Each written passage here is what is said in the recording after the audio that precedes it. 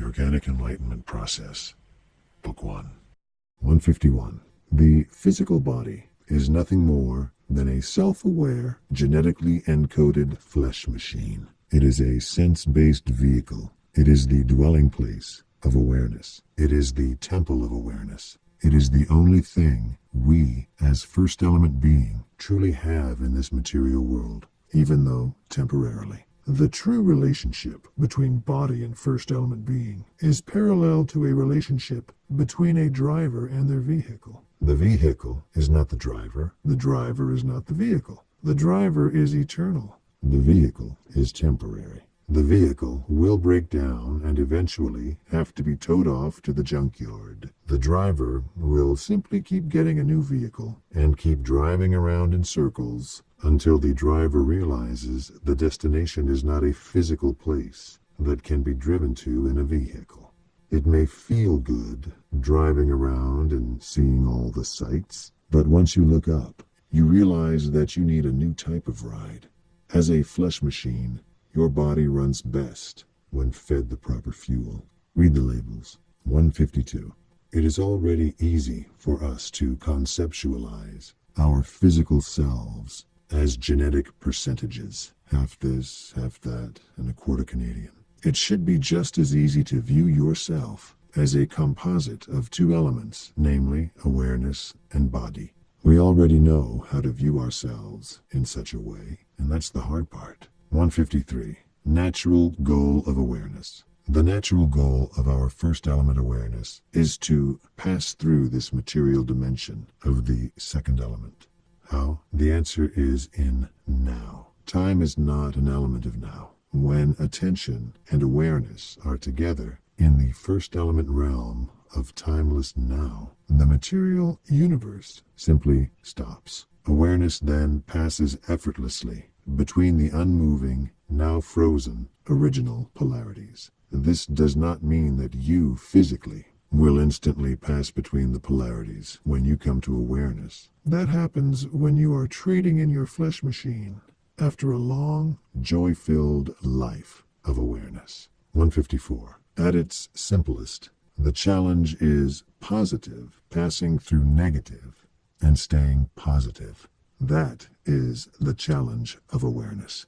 155. Always keep in mind, we are first element beings of awareness on an inconceivable, continuous journey of exponential adventure, passing through successively challenging dimensional realities with the constant goal of simply coming to self-awareness as a first element being of awareness, no matter what material dimension we happen to be experiencing. 156. This is the point of view to maintain. We are beings of awareness with a natural goal to come to awareness of self as we pass through these material dimensions on continuing journeys of inconceivable adventure. 157.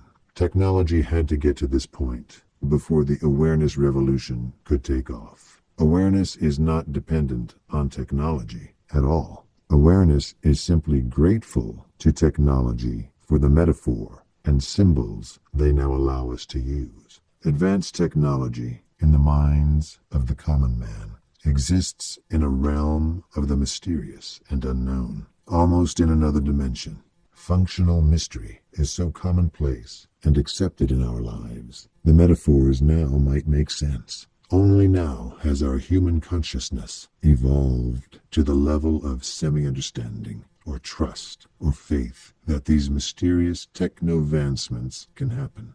Faith is that tool we need for one purpose only, to bridge the gap between elemental dimensions. This creates awareness of interdimensional coexistence, which I capitalize as simply awareness.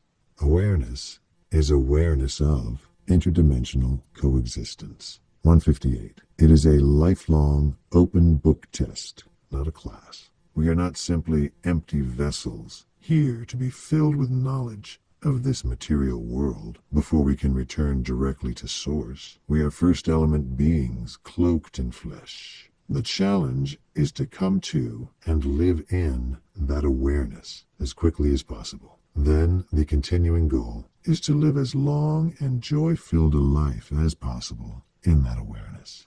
159. Awareness has a natural love of adventure. We are conditioned to believe that our journey as a being of awareness simply ends with a reunion with the first element, and that's it. That's the end of the ride. That way of thinking doesn't inspire excitement. Awareness wants to continue with adventure. It's been subtly conditioned to believe that after this life, there is no more adventure. So it stays hooked on the cheap drama of this material world. What is required to overcome? Just a shift of thinking. Flip assumptions around. The assumptions being that the journey ends after this life, when in reality, the journey is simply continuously beginning. 160.